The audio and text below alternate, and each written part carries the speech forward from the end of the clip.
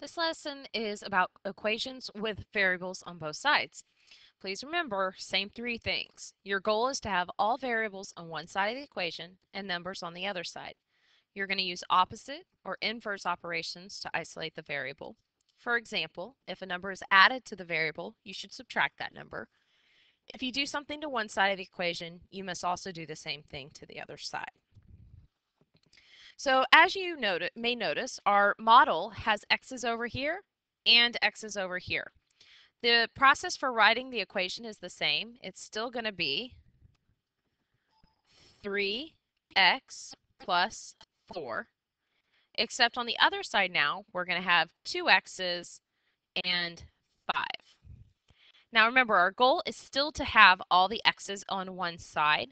So if you think about it being a balance, if I remove this x, the scale's going to be off balance until I remove that exact same thing over here.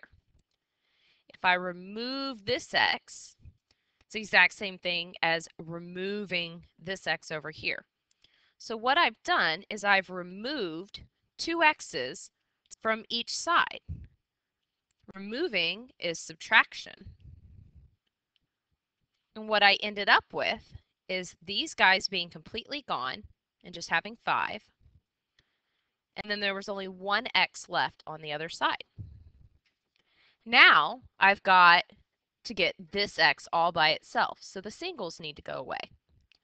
If I remove this and remove this, I can do that 4 times. And again, removing is the same thing as subtracting from both sides. So this goes away. All I had left over there was x, and that x was equal to just 1.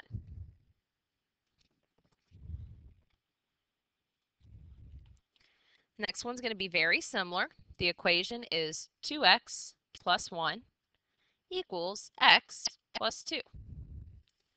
So again, I need to get the x's in the same spot.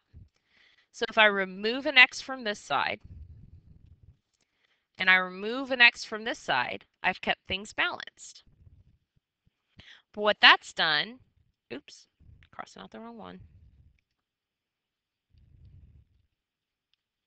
What's that done is gotten rid of this with 2 singles left on that side. There's only 1 x over there and 1 single. So now I need to remove a single,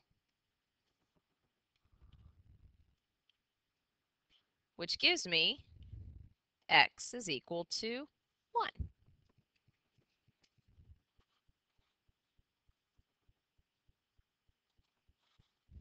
The next one's a little bit different because we've got some negatives here. So the balloon represents a -1. So I've got 3 x's minus 2 equal to an x plus 4. So this one's a little bit different. I can still remove my x.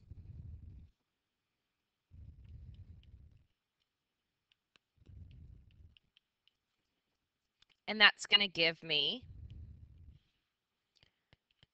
just 4 left over here. And 3x, sorry, that's going to be minus 2x minus 2 over here. Now, in this case, I can't remove the negatives because there's no negatives over here. So to cancel out a negative, I put a positive. So I'm going to add 2 positives to get rid of those balloons, which if you think of your inverse operations, should make sense down here.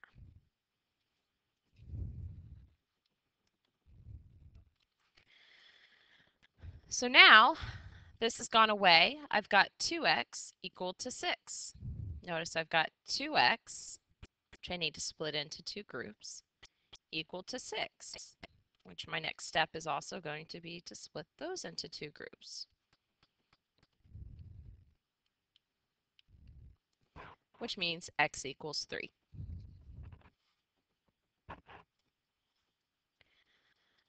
In this next problem, I have negative 4x plus 5 equals negative x plus 2. So negative 4x plus 5 equals negative x plus 2. Now, to get rid of a negative x, I can cross it out. But remember, to get rid of a negative is the same thing as adding a positive. So you can really think about it as I did that by adding x, and then they just canceled each other out. So that's how I'm going to show it down here.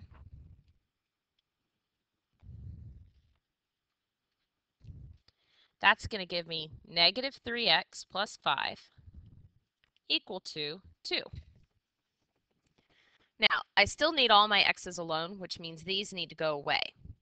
So I can really only get rid of 2 of them, which doesn't help me because I've still got some other stuff left. So I'm actually going to get rid of them by adding 5 negatives, because then all that goes away. So 5 negatives makes those go away. So if you remember your steps from two-step equations, that's what that really looks like. So now I have, this goes away, and I have negative 3x equal, that's a negative 3. So each of these negative x's should get something. Each of them gets a negative 1. However, I don't really want to know what negative x equals. What I really want to know is what positive x equals. So this sometimes, instead of looking at a model, it usually makes a little more sense for me to look at it algebraically. But what this is saying is that negative x equals negative 1. Well, if the opposite of x equals negative 1, then x should equal positive 1. So that's the same thing as our two-step equations where we were dividing by negative 3. That one was a little bit tougher. Let's practice algebraically, because this is most of the time what you're going to be doing. I still draw my line down there, and I always try to make sure I have a positive x left over so I don't get one of those crazy problems like I just dealt with. So this moving over here will mean I'm going to do a minus 2x, which will give me a positive x left over, because 3 minus 2 is 1, and that equals 3. If I had done it the other direction, I would have ended up with a negative x, which is fine, but makes the process a little bit tougher. From this point, it's just like what we've been doing the other day. So minus 3, I get that x is equal to 2. Again, it's always a good idea to go back and check your work, but we're not going to check every single problem here. So 3 times 2 is 6. 2 times 2 is 4. 6 plus 3 is 9. 4 plus 5 is 9. So it worked. Looking at the next one, if I move the 4x, 2 minus 4 is going to be a negative number. So I'm always going to move this one. Typically, that means I'm going to be moving the smaller number towards the larger number, but that's not necessarily always true. So I've got 2x plus 3 equals, that goes away, 5. Now I need to get rid of my 3. And I've got 2x equal to 2. Last step is division. X should equal 1.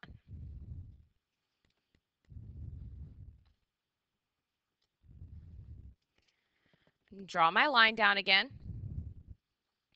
Now, I don't like having negative x's. So since this is already negative, I'm going to move it over to this side.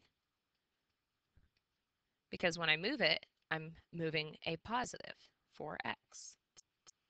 That goes away, and I get 2 equal to 5x minus 8. Now I need to get rid of these singles that are with my 5x.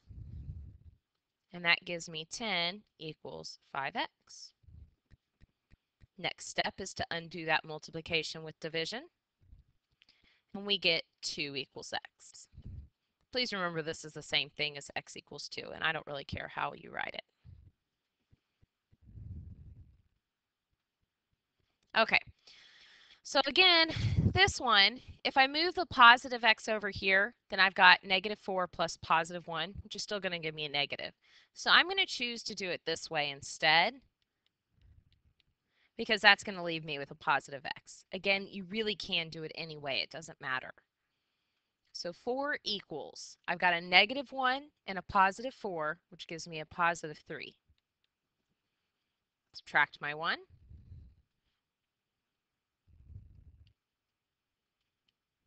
Divide my 3. That's an ugly 3. And x equals 1. Okay, so that is all for this lesson. Please look at the next couple pages in your booklet and complete the assignment there.